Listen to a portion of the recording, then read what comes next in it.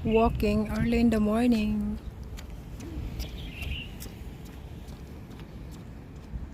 Dito ako sa may tapat ng Science Park.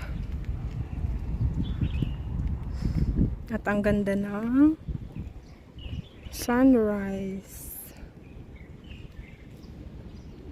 Malapit na talaga mag summer. Ayan, papawis lang tayo ng kaunti. Walking.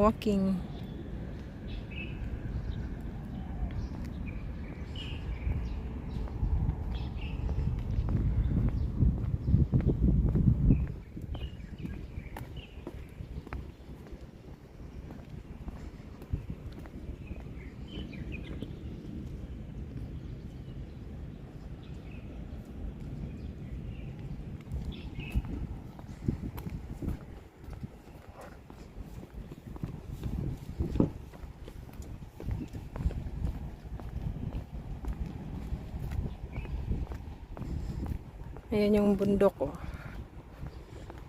Yung bukid na Mount Shan.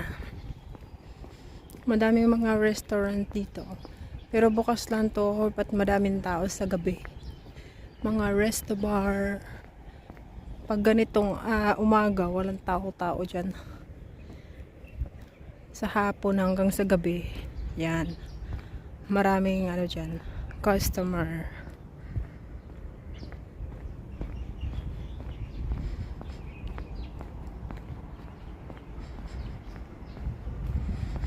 So anyway guys, as you see, nandito na naman kami sa may seaside. Nanawa na yung amo ko dun sa bukid ng Siungshoy. Ang layo dun sa syudad. It takes time pag nag-travel ka papuntang market, papuntang train station. Mga 1 oras din. Tapos mag-stop pa yung shuttle bus kasi mag-aantay ng pasahero. So hindi siya convenient sa everything. Everything. Dito, pagkababa mo may 7-Eleven. Andiyan na yung supermarket and anything.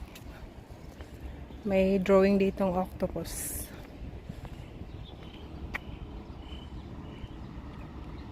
Ayan yung Science Park. Tagal ako hindi nakabalik dito eh. Mga ilang buwan din kami dun. Wala pang 1 taon. 7 months.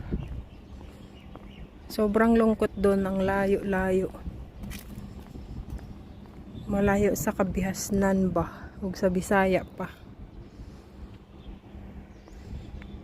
Dito at least maganda yung tanawin. Andun ang nakikita mo lang doon talaga yung isang bundok. Bundok ng Shenzhen. Dito at least makapag jogging ka, tapos fresh air, minsan fresh air, minsan amoy dagat, ganon.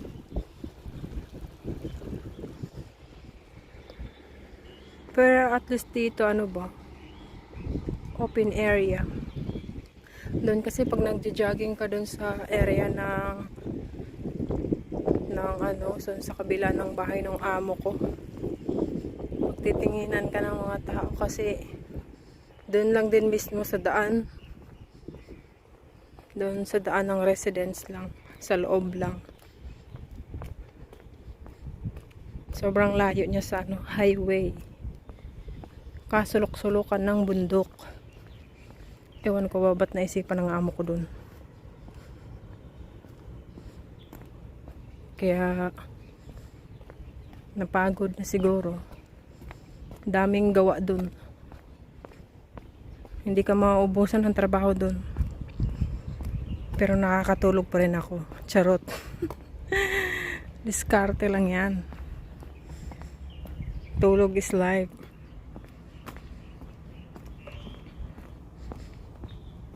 Dito kasi sa sa lumang bahay ng amo ko dito. Sa may Taipo, ano lang siya, maliit lang siya. Parang lang siyang apartment, condominium, parang ganun lang. Para lang siyang maliit lang. Parang ganyan-ganyan lang oh, yung mga building na yan.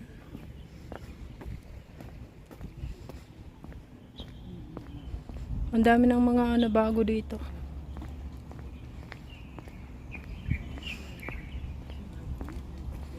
Huawei. Huawei. Dito at least open area, di ba? Makapag ano ka. Kapag relax. Anyway, papunta to siya ng Maloshoy. Maloshoy. Ewan, paano ba ibanggit yan? Yung public na ano, port.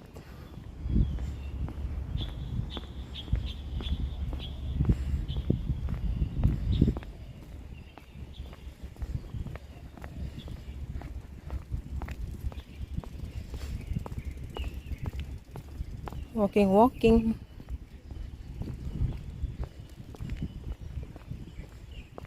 Doon sa kabilang bahay kasi ano, 3-story. May ano pa, basement. Kaya mangangayayat ka talaga doon. Akyat baba. Yung kakakain mo lang tapos busog ka, maya natunaw na. Kasi aakyat ka na naman sa taas, ay bababa ka na naman. Nakakapagod din dun. Buti na lang bumalik na kami dito. Malayo din kasi sa school ng alaga ko. Napagod na din yun kakalakad. At least dito, lawak ng dagat. Makapagmuni-muni. Makapagpapawis dito sa gilid-gilid. Doon wala kang masisilayang araw. Kasi nasa gitnaan ng kabundukan. So it's nice to be back. Charot. Ngayon ako nagbibideo-video ng mahaba. Kasi ngayon lang din naman maganda yung panahon. Ngayon lang may araw.